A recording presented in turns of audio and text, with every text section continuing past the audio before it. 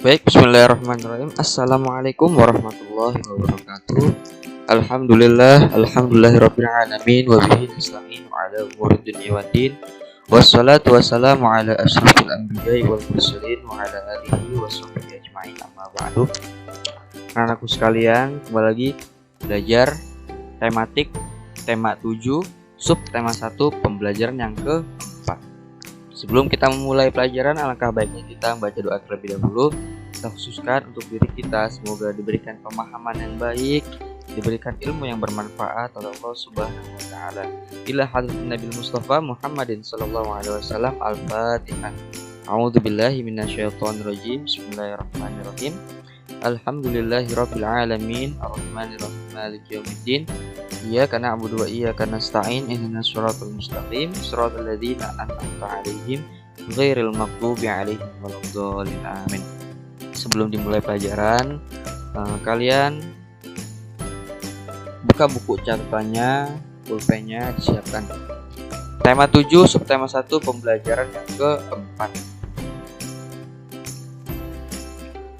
Pemimpin adalah contoh bagi orang-orang di sekitarnya. Pemimpin yang baik selalu menularkan nilai-nilai kebaikan. Ayo membaca. Ada sebuah bacaan, judulnya Hebatnya Dokter Kami. Saya akan bacakan, simak semuanya. Ia adalah Dokter Rana, seorang dokter muda yang sederhana dan terampil. Ayahnya adalah mantan kepala desa kami yang telah meninggal dunia. Dokter Rana baru kembali ke desa kami 2 tahun yang lalu, setelah 10 tahun lebih merantau ke ibu kota. Ia memperoleh beasiswa di Fakultas Kedokteran dan setelah lulus, ia praktek di Rumah Sakit Umum Kabupaten. Semenjak ia pulang dan praktek di Balai Kesehatan Desa, aku sering mendengar perbincangan warga yang heran atas keputusan Dokter Rana untuk kembali ke desa. Bukankah penghasilan sebagai dokter di kota jauh lebih besar? Kepada ayahku, Dokter Rana bercerita bahwa cita-citanya menjadi dokter dulu muncul karena melihat kesadaran hidup sehat masyarakat desa yang sangat rendah. Sungai dipakai untuk mandi, mencuci, dan membuang hajat. Lalu airnya dikonsumsi. Hasil bumi dan peternakan tidak dimanfaatkan untuk membentuk pola makan sehat. Warga lebih suka menjualnya ke kota dan uangnya digunakan untuk beli makanan instan. Selama praktek di kota, Dokter Rana terbayang terus kondisi desanya. Ia merasa bahwa seharusnya ilmu yang dimilikinya sebagai seorang dokter dapat bermanfaat untuk kampung halamannya sendiri. Jadi Pak Andri, saya ini pulang untuk memenuhi niat saya ketika menerima beasiswa, yaitu mensejahterakan warga desa tempat saya lahir dan dibesarkan, ujar Dokter Rana pada ayahku. Sejak pulang, Dokter Rana memang aktif membina para remaja dan keluarga muda. Ia memberikan penyuluhan tentang pentingnya mencuci tangan, memasak air, pola makan sehat, dan imunisasi. Baginya, generasi muda adalah perantara terbaik untuk menyampaikan misi meningkatkan kesadaran hidup sehat masyarakat desa. Sebagai anak kepala desa, Dokter Rana sering mendengar cerita almarhum ayahnya bahwa banyak warga takut berobat karena tidak mampu membayarnya.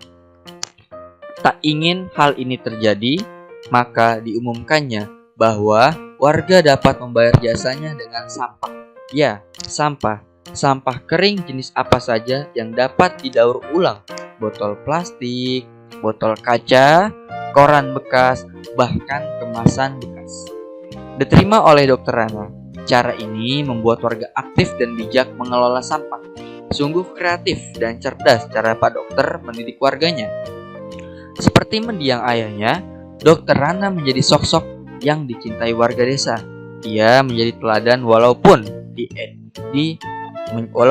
dedikasi, tanggung jawab, dan kerendahan hatinya dalam menolong warga.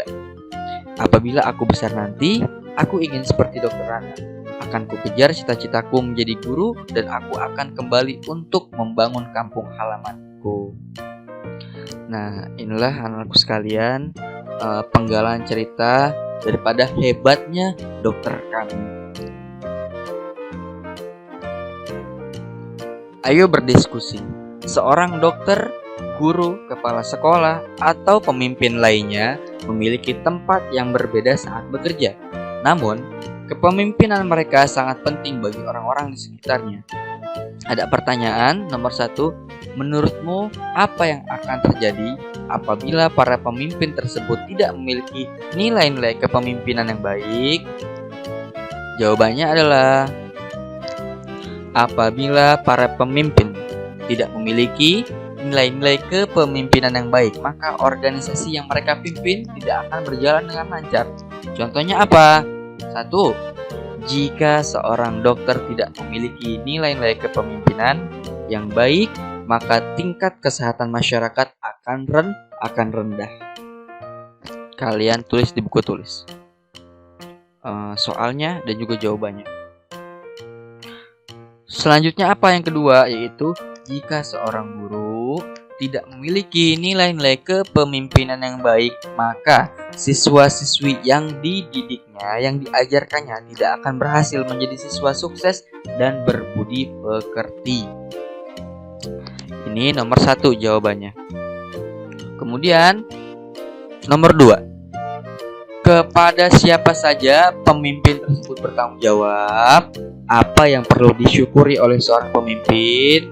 Jawabannya, pemimpin tersebut bertanggung jawab kepada Tuhan Yang Maha Esa, pemerintah, masyarakat, dan diri sendiri. Yang perlu disyukuri oleh seorang pemimpin adalah menjadi orang yang dipercaya, yaitu dalam mengemban tugas-tugasnya, dalam menjalankan tugas-tugasnya. Seorang pemimpin merupakan teladan bagi orang-orang di sekitarnya. Jadi hal tersebut patut disyukuri. Pekerjaan dokter anak adalah pengabdian bagi kemanusiaan. Banyak orang merasa senang dengan adanya dokter anak. Kita pun seharusnya menerapkan nilai kemanusiaan dalam kehidupan sehari-hari, misalnya dengan memberi pertolongan semampu kita. Ayo membaca. Berikut ini adalah nilai-nilai yang terkandung dalam sila Pancasila. Yang kedua yaitu kemanusiaan yang adil dan beradab. Yang pertama, mengakui dan memperlakukan manusia sesuai dengan harkat dan martabatnya sebagai makhluk Tuhan Yang Maha Esa.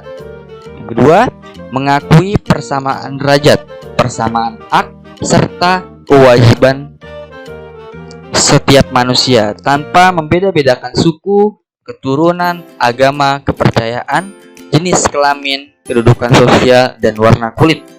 Yang ketiga, mengembangkan sikap saling mencintai sesama manusia.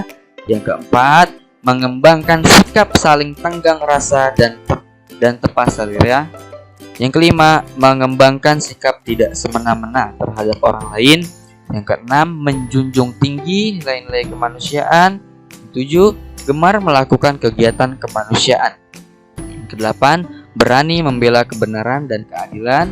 9. Mengembangkan sikap saling menghormati dan bekerja sama dengan bangsa lain. Ini adalah nilai-nilai yang terkandung dalam sila yang kedua dalam Pancasila, yang mana bunyinya kemanusiaan yang adil dan beradab. Ayo menulis. Nomor 1, berikanlah contoh penerapan nilai-nilai kemanusiaan itu dalam kehidupan sehari-hari. Contoh penerapan nilai-nilai kemanusiaan dalam kehidupan sehari-hari yaitu yang pertama, tidak mengejek teman yang memiliki kekurangan. Kedua, melaksanakan piket dengan sebaik-baiknya. Yang ketiga, membantu ibu menjaga adik. Yang keempat, tidak membunyikan musik keras-keras saat ada keluarga atau tetangga yang sakit. 5. Tidak menyuruh-nyuruh teman melakukan sesuatu hal untuk kita.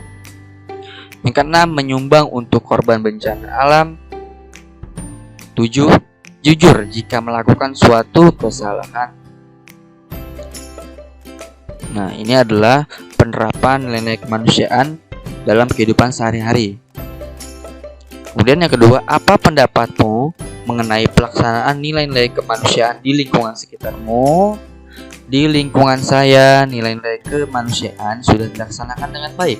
Hal itu dapat dilihat dari beberapa contoh tindakan yang dilakukan oleh warga sekitar, yaitu menyumbang korban bencana alam, membantu tetangga yang sedang mengalami kesulitan.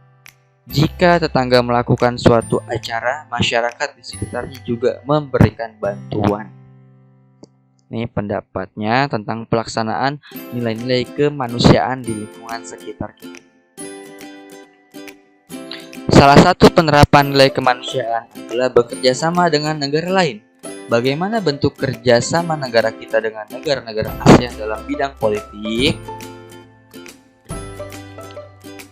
Peran Indonesia di ASEAN, yaitu KTT 1 ASEAN di Bali yang dilaksanakan di Bali tanggal 23 sampai 24 Februari 1976. Ada keterangannya apakah peran Indonesia. Nah, kemudian ada kerjasama antar parlemen di ASEAN. Keterangannya apa? Peran Indonesia itu apa?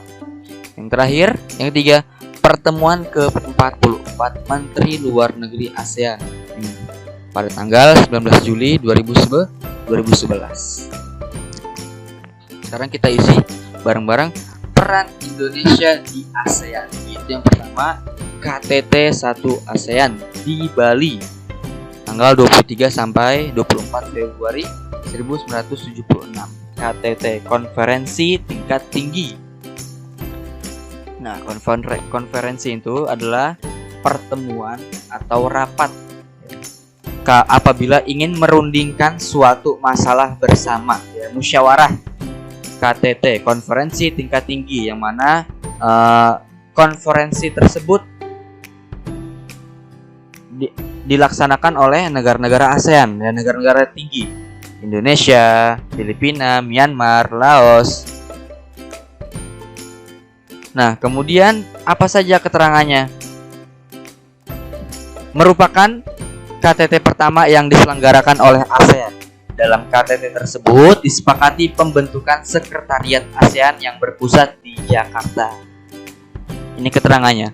Jadi peran Indonesia di ASEAN itu yang pertama KTT 1 ASEAN, ya, konferensi tingkat tinggi yang pertama ASEAN di Bali 23 sampai 24 Februari 1976. Keterangannya yaitu merupakan KTT pertama yang diselenggarakan oleh ASEAN. Dalam KTT tersebut disepakati pembentukan sekretariat ASEAN yang berpusat di Jakarta. Lalu, apa peran Indonesia? Yang pertama, menyelenggarakan KTT ASEAN. Yang kedua, wakil Indonesia berhasil menjadi Sekretariat Jenderal ASEAN. Kerjasama antar parlemen di ASEAN. Keterangannya, kerjasama antar parlemen atau AIPO merupakan badan yang didirikan untuk meningkatkan kerjasama antar parlemen negara-negara ASEAN. Lalu peran Indonesia, satu, mengusulkan pembentukan kerjasama antar parlemen, yaitu pada tahun 1974. Yang kedua, mendirikan secara resmi kerjasama antar parlemen pada tahun 1977. Lalu yang ketiga, pertemuan ke-44 Menteri Luar Negeri ASEAN pada tanggal 19 Juli 2011. Keterangannya, pertemuan ke-44 Menteri Luar Negeri ASEAN diselenggarakan di Bali tanggal 19 Juli 2011. Dalam pertemuan tersebut dibahas pembentukan Institut Perdamaian dan Rekonsiliasi atau IPR. Nah, peran Indonesia itu apa? Pertama, menjadi tuan rumah pertemuan ke-44 Menteri Luar Negeri ASEAN. Yang kedua, Menteri Luar Negeri Indonesia memimpin pertemuan ke-44 Menteri Luar Negeri ASEAN, yaitu pada tanggal 19 Juli 2011. Nah, inilah anak-anakku sekalian pembelajaran keempat daripada tema 7 subtema 1. Ya, kurang lebihnya saya mohon maaf. Apabila banyak kesalahan, mohon dimaafkan. Wallahu muwaffiq ila aqwamit thoriq. Assalamualaikum warahmatullahi wabarakatuh.